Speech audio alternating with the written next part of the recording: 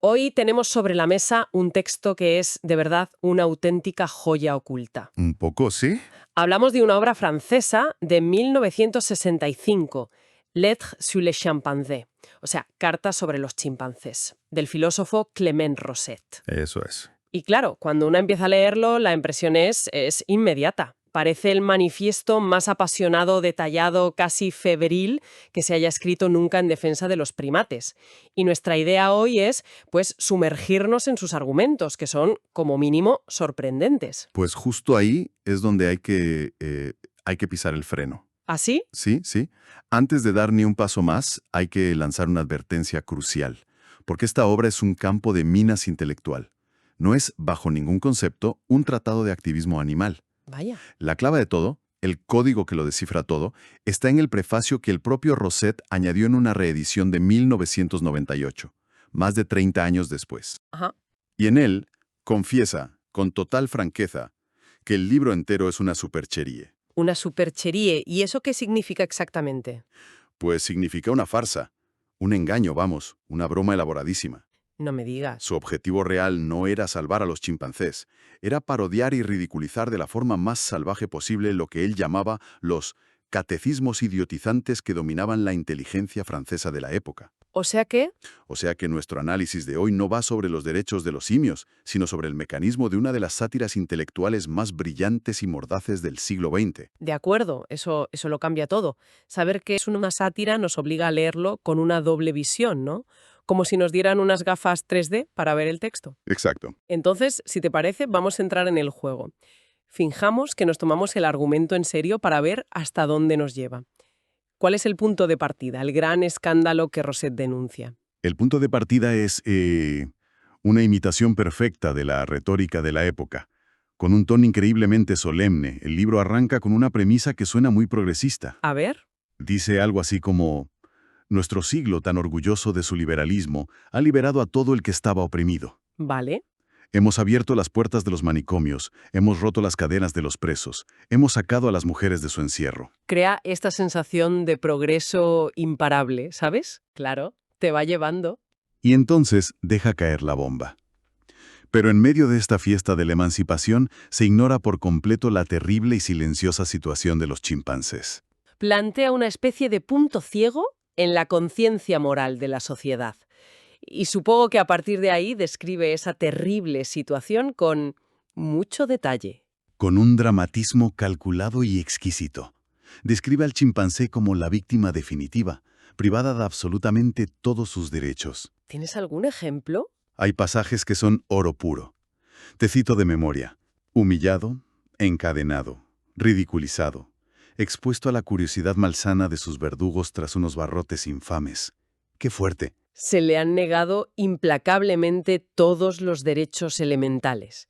Derecho a la defensa, a la palabra, a la expresión, derecho de reunión, acceso a la cultura. ¿Es que es una lista de agravios que parece sacada de la Declaración de los Derechos del Hombre? Totalmente. Pero aplicada a un simio. Entiendo la estructura, pero lo que me parece increíble es el tono. ¿Cómo consigue que suene tan genuinamente indignado? Bueno, hay una frase potentísima que revela el truco. Es cuando aborda el silencio de los chimpancés. Ajá. Critica que los humanos interpreten ese silencio forzado como una señal de aceptación. Y escribe: es demasiado fácil imaginar que el chimpancé es feliz porque se le han prohibido hasta los medios para llorar. Uf, qué frase. Es una construcción retórica perfecta. Lo es.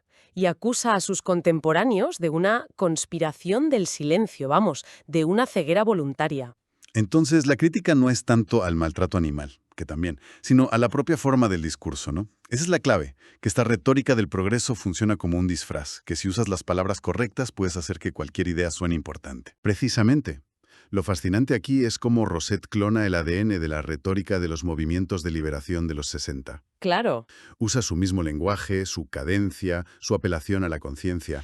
Y la elección de los chimpancés es un golpe de genio, porque al aplicar esta retórica a un sujeto tan absurdo, lo que queda al desnudo no es la causa de los chimpancés. Es la propia forma del argumento. Exacto. Demuestra que ese armazón retórico es una máquina tan potente que puede fabricar una crisis moral a partir de casi cualquier cosa. Claro. Es como un traje que te pones y de repente cualquier idea, por peregrina que sea, parece respetable. Eso es. Y desde esa plataforma de falsa seriedad, el libro lanza su ataque filosófico. Sostiene que la distinción que hacemos entre humanos y chimpancés es completamente arbitraria. Un producto de lo que llama un humanismo anticuado y, por supuesto, antropocéntrico. Lo califica de prejuicio basado en el egoísmo. Pero no se queda solo en la crítica. No, propone una solución. Y aquí es donde la sátira se vuelve gloriosa, porque inventa un neologismo fantástico.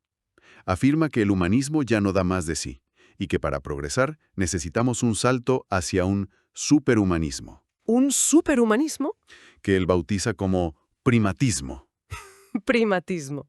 Suena increíble. ¿Y cómo lo define? Pues la idea es que el verdadero progreso ya no debe medirse a escala de la humanidad, Si no, a escala de todos los primates superiores. En el texto, Rosset deja de usar la palabra humanos y empieza a llamarnos homínidos para ponernos al mismo nivel que los simios. o sea que solo cuando reconozcamos esta hermandad primigenia podremos avanzar. Esa es la idea. Pero para defender algo tan radical necesita algún tipo de prueba, aunque sea dentro de la farsa, claro. ¿Cómo intenta justificar esta unión? Con una serie de argumentos pseudocientíficos que son, de verdad, maravillosos. Venga. Por ejemplo, cita a un supuesto eminente antropólogo que habla de la identidad de las reacciones humorales entre humanos y chimpancés. Madre mía. Y va más allá. Menciona como si fuera un dato conocido por todos que los trasplantes de testículos de chimpancé a humano son los que mejor funcionan. Esto es genial. Pero la joya de la corona es su comparación final. Dice que ser homínido o ser simio son solo dos ramas de la misma familia, de la misma manera que uno puede ser vasco o bretón dentro de la familia francesa. Espera, esa comparación es una locura. Es una falsa equivalencia total, pero dicha con esa seriedad casi te hace dudar un segundo. Ese es el genio de Rosset. Y si conectamos esto con el panorama intelectual de la época, la parodia se vuelve aún más precisa. ¿A qué te refieres? Pensemos en lo que pasaba en la filosofía francesa. Pensadores como Michel Foucault estaban declarando la muerte del hombre, ¿no? La idea de que el ser humano como centro no era una categoría eterna, sino una invención. Entiendo. Pero ¿cómo se conecta esa idea tan abstracta con darles derechos a los chimpancés? Parece un salto muy grande. Rosset construye el puente con una malicia increíble. Su argumento satírico es básicamente, Foucault dice que el hombre es una invención. Fantástico, estoy de acuerdo. Pues si es una invención, ¿qué nos impide desinventarlo un poco más e incluir a nuestros primos? Si la frontera es artificial, movámosla. Exacto. Expone lo peligrosamente fácil que es pasar de una deconstrucción filosófica seria a un absurdo total si sigues la lógica hasta el final sin anclaje en la realidad. Es una reducción al absurdo, vamos. Una reducción al absurdo magistral. Y no solo ataca a Foucault. Su otro gran objetivo es el teólogo Teilhard de Chardin, que era inmensamente popular entonces. Claro, el de la noosfera. Él mismo. Teilhard hablaba de esa esfera de pensamiento colectivo que evolucionaría hacia una superhumanidad total. Sí, pues Rosset, aplicando una lógica impecable dentro de su parodia, se pregunta, ¿cómo puede ser una humanidad total si estamos excluyendo a nuestros parientes más cercanos? Es una estafa, y exige su inclusión para que la utopía sea completa. Exacto.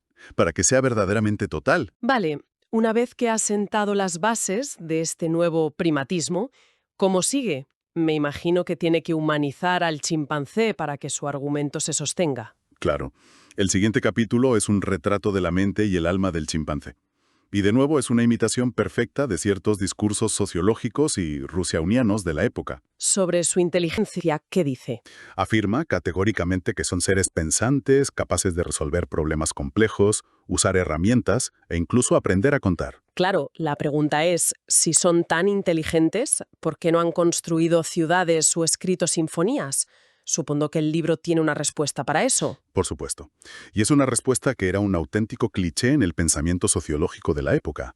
La culpa es del medio, del milieu, del entorno. El libro argumenta que la única razón por la que un chimpancé no ha compuesto una ópera es por sus condiciones de vida, su falta de acceso a la cultura. Hay una frase demoledora. A ver. Mozart, de haber nacido a orillas del lago Chad, probablemente habría muerto de insolación antes de escribir una sola nota. O sea que, según Rosset, si un chimpancé creciera en Viena en el siglo XVIII, podría haber sido un rival de Mozart. Esa es exactamente la implicación. Y la puya sobre la cultura es genial. Dice que es absurdo criticar a un chimpancé por su incultura cuando nunca ha estudiado latín. Es buenísimo. Y que si metes a un niño humano en una jaula desde que nace, pues tampoco te va a recitar a Tito Livio. El argumento, así aislado, parece casi razonable. Casi. Pero supongo que en algún momento tiene que enfrentarse a la evidencia real, a los estudios que se hicieron. Pienso en el famoso experimento de los Kellogg con el niño Donald y la chimpancé Gua. Justo. En la vida real, ese experimento fue un fracaso para estas tesis. El desarrollo de Gua se estancó por completo. Pero aquí vemos la brillantez de la sátira de Rosette, ¿Cómo resuelve esa evidencia en contra? con una pirueta argumental memorable. Desestima por completo el resultado diciendo que no prueba nada sobre los chimpancés en general. ¿Y entonces? Su conclusión es, y esto es literal, que el fracaso del experimento se debió a un desgraciado azar, y es que, simplemente, la joven Gua era imbécil. No puede ser. Esa es su conclusión final, que el experimento falló porque el chimpancé era tonto. Esa es. Es una parodia perfecta del intelectual dogmático, que cuando se enfrenta a una evidencia que destroza su teoría, en lugar de cuestionar la teoría, ataca la evidencia. Si los datos no encajan, peor para los datos. Exacto. La excusa de «el sujeto era tonto» es la salida de emergencia definitiva. Es una burla brillante. Es buenísimo. Y el libro no se queda en la inteligencia. Has dicho que también analiza su alma o su sensibilidad. ¿Cómo los presenta? Como seres puros. Como el buen salvaje de Rousseau, pero en versión simia. Buenos por naturaleza, sociables, pacíficos. ¿Y su agresividad es? Una reacción directa y comprensible al maltrato que reciben de los homínidos. Y para darle un toque de verosimilitud, introduce un dato que, por cierto, es real. ¿Cuál? Que los chimpancés y los humanos son los únicos primates que se besan en los labios para expresar afecto. Aquí la parodia parece apuntar a una idealización de la naturaleza, ¿no? Sí, pero es aún más específica. Apunta directamente al existencialismo de Jean-Paul Sartre, que era la filosofía dominante. ¿En serio? A Sartre. Rosette toma las ideas complejas de Sartre sobre la mala fe y la mirada del otro y las aplica a los chimpancés. Argumenta que un chimpancé no es un chimpancé en sí mismo. Se convierte en chimpancé porque el humano, con su mirada, lo define así.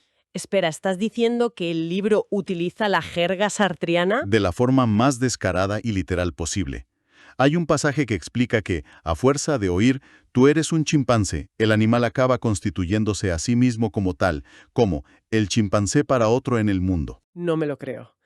Es una imitación perfecta del lenguaje del ser y la nada. Totalmente. Rosette dice que el homínido primero decreta que existen los chimpancés y luego, con hipocresía, se vuelve y dice «¿Veis? Son chimpancés». El verbo que inventa es chimpanseify. Los hemos chimpanceificado. Entonces, lo que Rosette ataca no es la idea de Sartre en sí, sino lo que pasa cuando se convierte en un sistema que lo explica todo, una especie de dogma portátil. Has dado en el clavo. La crítica es a su portabilidad.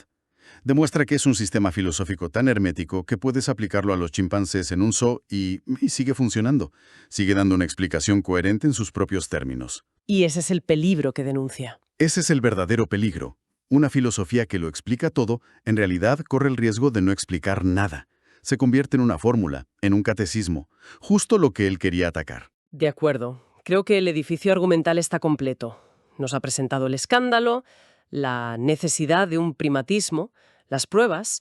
¿Se ha construido este argumento tan convincente? ¿A dónde nos lleva? ¿Cuál es el paso final? El paso final es, lógicamente, la llamada a la acción.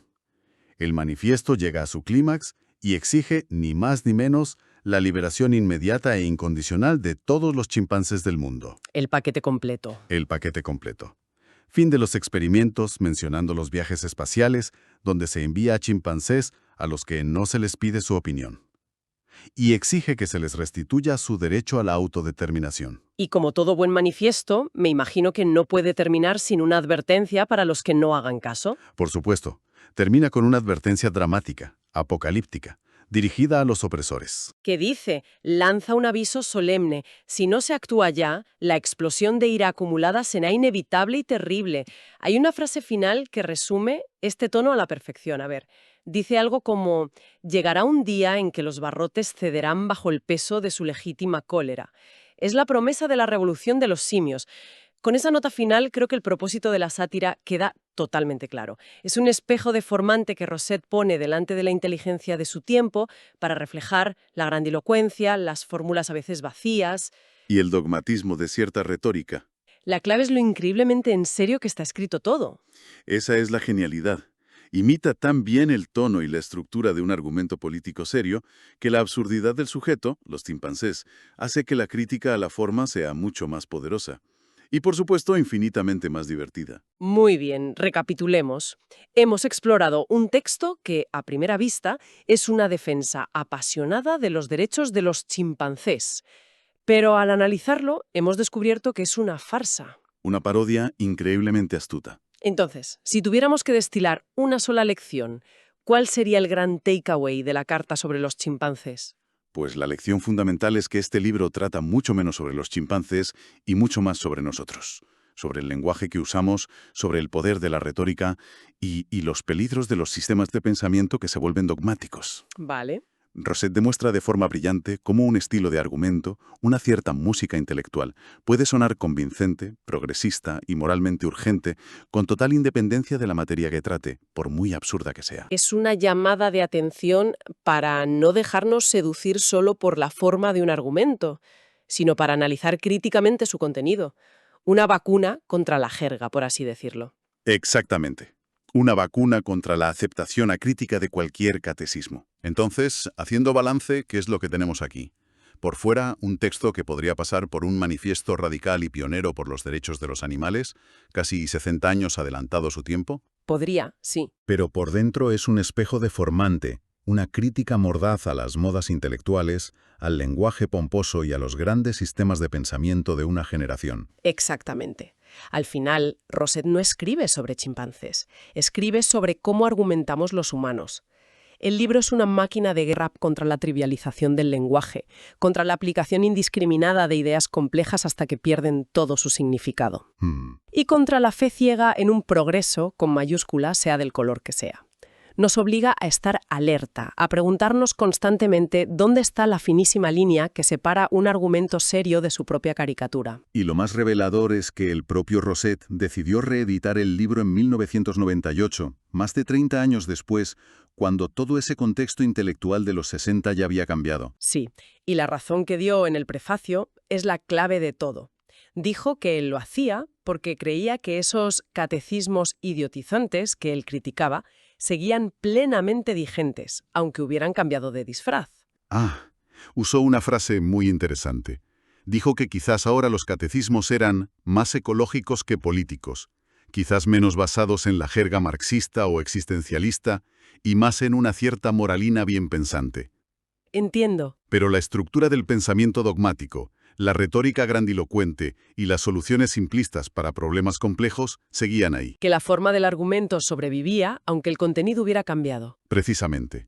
Que la tentación de construir discursos cerrados, con sus propios villanos, sus víctimas sagradas y sus paraísos prometidos, es una constante. Y la parodia de los chimpancés seguía siendo para él una herramienta útil para desmontar esos mecanismos. Y eso nos deja con una pregunta final casi obligada para la reflexión. Si Clement Rosset, que falleció en 2018, escribiera esta misma carta sobre los chimpancés hoy, en pleno siglo XXI, ¿qué discursos, qué modas intelectuales, qué catecismos contemporáneos elegiría para satirizar a través de la noble y silenciosa causa de nuestros parientes primates?